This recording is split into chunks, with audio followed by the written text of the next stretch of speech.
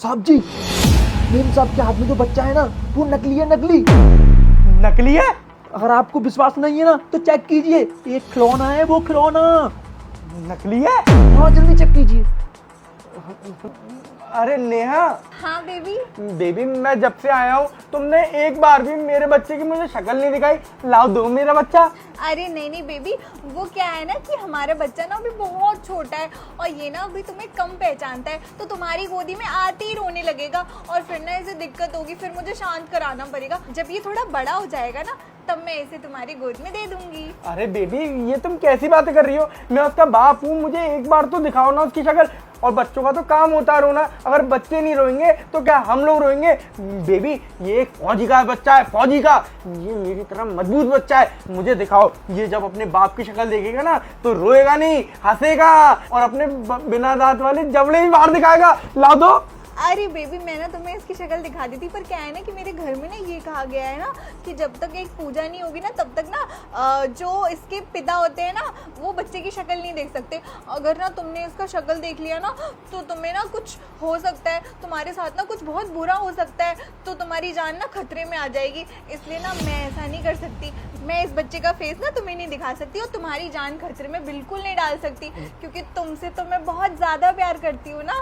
Baby, मैं border से छुट्टी लेके आया था इसलिए कि मैं अपने बच्चे की शक्ल देख सकूं, उसकी माँ को देख सकूं, सब ठीक है कि नहीं है। क्योंकि तुम्हें तो मालूम है ना, जब तुम्हारी डिलीवरी होनी थी तब तुमने एकदम से बोल दिया कि अभी कैंसिल हो गई डिलीवरी, और जैसे ही मैंने छुट्टियां कैंसिल करा दी उसके 1 घंटे बाद तुमने बोला कि बेबी आज ही डिलीवरी हो रही है। तो मैं तुम्हारी डिलीवरी के टाइम पे भी नहीं आ पाया था। तुम ना फटाफट से मुझे बच्चा दो, मैं देखूंगा।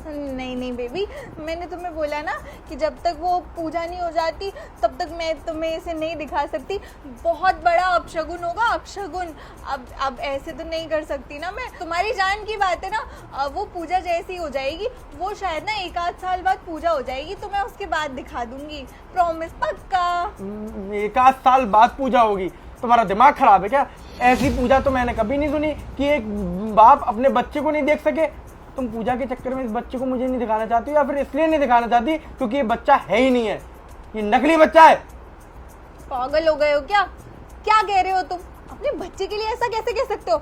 और मैं क्या झूठ बोलूंगी तुमसे? तुम्हारा बच्चा नकली है ये तुम कैसे कह सकते हो? तुम्हें क्या पता इन सब चीजों के बारे में? मैं पूजा पाठ में ना बहुत ज्यादा मानती हूँ और मानना भी चाहिए इंसान को। मैं तुम्हारी जान ऐसे खतरे में नहीं डाल सकती। तुम्हें गुस्सा करना है तुम गुस्सा कर सकते हो, लेकिन तुम बच्चे की शक्ल नहीं देख सकते। बस मैंने कह दिया तो कह दिया। ठीक है, मैं नहीं देख सकता ना, पर मेरे माँ बाप तो देख सकते हैं ना। मैं अपने माँ बाप को कॉल करके अभी के अभी बुलाता हूँ, ऑन से बोलता हूँ कि तुम्हारी गोदी में जो बच्चा लग रहा है उसकी शक्ल देखे कि वो बच्चा असली है भी या नहीं है। ठीक है? नहीं प्रिंस, फोन करने की क्या जरूरत है? मैंने बोला ना कि मैं उनको भी दिखा दूंगी पूजा करने के बाद। वो क्या है ना कि अभी मैं थोड़ा उनके सामने कंफर्टेबल नहीं हूँ और फिर वो ऐसा सोचेंगे कि मैं एक गंदी बहू हूँ। तो तुम ना ये सब रहने दो, तुम उन्हें मत बुलाओ प्लीज।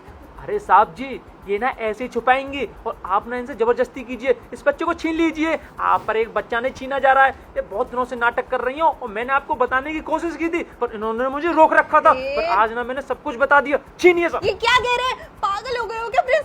इस दुच्चे से नौकर की वजह से तुम इस दुच्चे से नौकर की बात मान रहे हो और तुम मेरे ऊपर शक कर रहे हो और हमारे बच्चे के ऊपर शक कर रहे हो। ये तो कुछ भी बोलते हैं। 2 पैसे के लालची, तुझे शर्म नहीं आती ऐसा बोलते हुए? घर तोड़वा रहा है तू।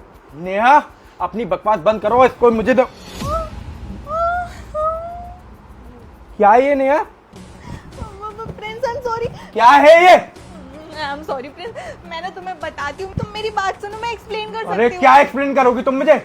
क्या एक्सप्लेन करोगी? पिछले 8 महीने से ये इसके लिए तुमने 8 लाख रुपए मुझसे लिए।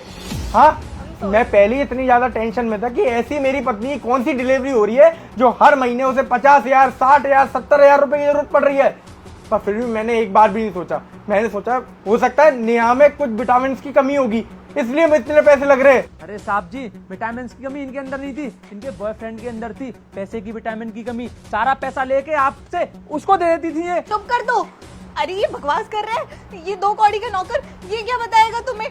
का मतलब मेरे होते सोते तुम किसी और से भी लगी पड़ी हो? शर्म आनी चाहिए नहीं तुम्हें। ये इस पैगविन को दिखा दिखा के तुमने मेरे से 8 महीने से पैसे ऐड लिए और अब जाके मुझे ये भी मालूम पड़ रहा है कि तुम्हारी लाइफ में एक तुम्हारा बॉयफ्रेंड भी है। आई एम सॉरी प्रिंस, मैं क्या करती, तुम तो यहाँ रहते नहीं थे और मैं ना बहुत ज़्यादा लोनली फील करती थी, तो इसलिए मैंने एक बॉयफ्रेंड बना लिया था और वो बॉयफ्रेंड ना मुझे बहुत ब्लैकमेल करता था पैसों के लिए, इसलिए मुझे ना तुमसे झूठ बोल बोल के पैसे लेने पड़ते थे। अब तुम ऐसे तो मुझे पैसे देते नहीं, तुम्हें तो पता ही है मेरे खर्चे यहाँ तो कुछ है ही नहीं, पर मुझे तो तुमसे पैसे निकलवाने थे, तो मेरे पास बस यही एक ऑप्शन बचा था जिसके थ्रू तुम पैसे दे सकते थे। अब मुझे माफ़ कर दो, अब जो भी हुआ हम ये सब भूल जाते हैं और हम ना एक नई शुरुआत करते हैं। अच्छा, हम ना एक नई शुरुआत करते हैं। अब शुरुआत तो होगी पर एक घर में नहीं होगी, अब शुरुआत होगी सीधे कोर्ट रूम में। कोर्ट रूम में जब मैं तुम्हें डिवोर्स दूंगा ना, तो तुम्हारी जिंदगी की एक अलग शुरुआत शुरू होगी और मेरी जिंदगी की एक अलग शुरुआत शुरू होगी। अच्छा हुआ मेरे नौकर ने मुझे सब कुछ बता दिया, अगर ये मेरा नौकर मुझे सब कुछ नहीं बताता तो तुम तो मुझसे किसी ना किसी बहाने से पैसे हटती रहती और मुझे धोखा देती रहती किसी और लड़के के लिए। अभी की अभी अपना बोरिया बेस्त बांध और निकल जाए यहाँ से। देख, मुझे मजबूर मत कर कि मैं तेरे ऊपर अपना हाथ उठाऊं। निकल यहाँ से। सॉरी, मैंने कहा जा यहाँ से।